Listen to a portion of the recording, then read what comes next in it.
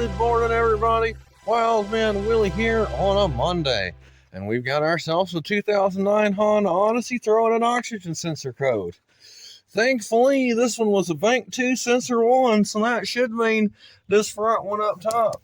I've already got the wrench on that bad boy. It disconnects with a simple wire plug right here. I've got my crow's foot oxygen sensor tool on that. I do have another socket if this proves to be the wrong one, but I'm going to twist this bastard out and show you what that looks like. Tools in position.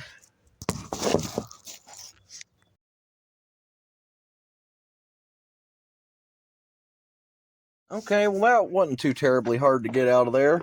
Here's the old one looking crusty and rusty.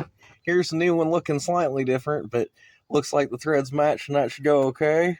Fingers crossed.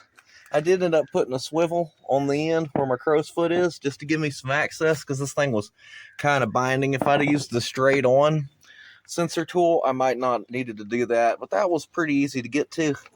These are interesting. This little clippy here releases the male and female plugs from a little stud down here.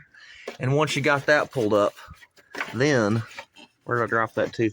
Then you can unplug the wire by pushing in on the tab on the vehicle harness side. So that's out. Let's zap the new one in. Make short work of this.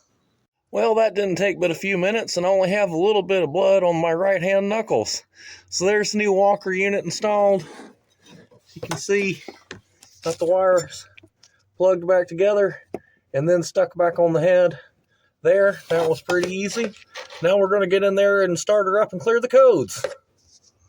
All right, let's check some codes. So this is before I've cranked it up or cleared anything. This is what we started with, a P0154 as a stored, a P2240 as a stored, a P2254 as a stored, and a P0154 as a pending. What we're going to do now is erase these guys. Beep. Yes, I would like to erase them. I'll hit it again. All right, it's done. They've been cleared. Claims 0 digital trouble codes. Now, let's start the damn thing. All right, I don't hear clickety-clickety being pissed. As of yet, I do not have a check engine light. Well, that's cool. Looks like we may have solved that. Looks like. I mean, I got to drive it a little farther to make sure it don't come back, but that might have been all of it. Let's shut down and rescan. Let's scan it again. Let's read it again. Nothing. She's happy. Now it's time for the door adventure. Let me move this vehicle for doubt.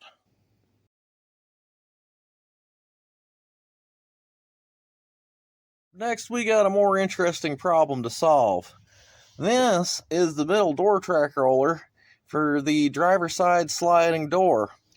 The power assemblies on this vehicle both failed, and this door was jammed shut. You could not open it no matter what you did, and you can see what it's like. I've removed that old piece until I got this new piece. It was like, I can shut it and it's safe, but if you try to open it, it's going to eject the door off the car.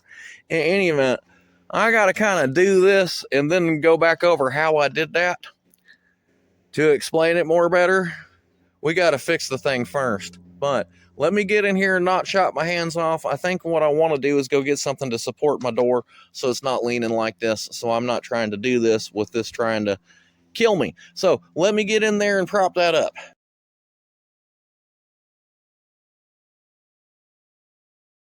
Time will tell if this is the correct approach, but I will say this is a useful trick when you're dealing with doors. Get you a piece of this split pipe insulation that you can put along the bottom edge of the door, whether you're just getting it off a car and sitting on the ground or got to sit it on a jack stand or whatever the hell you got to do with the door. That piece of foam installation right there will protect that paint and make me not worry about it, yeehaw. So I've got that jack stand set up where we're about level with the assemblies.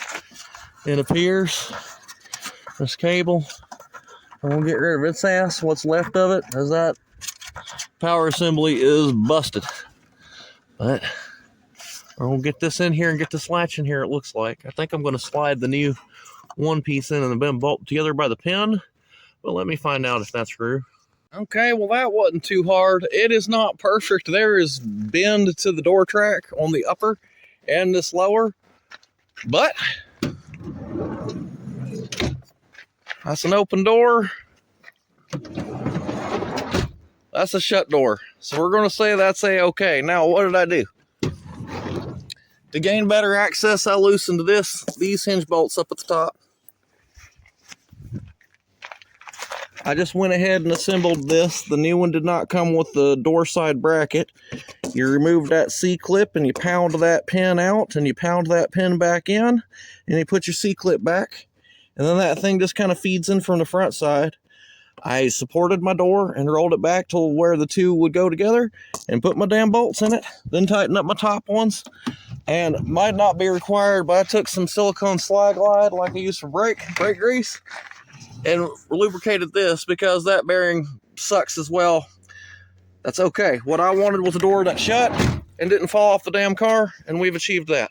Hey folks, that went rather well for what it is.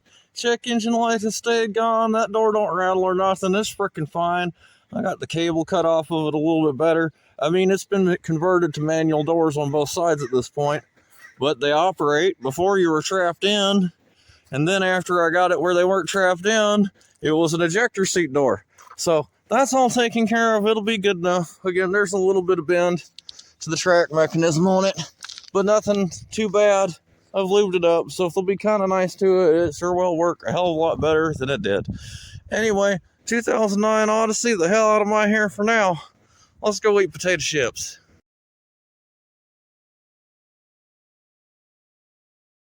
All right, I think I got good news for you.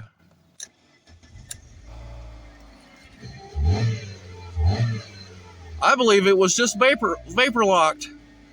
I got it to purge, and it just cranks up and runs in response to throttle, so come get your car.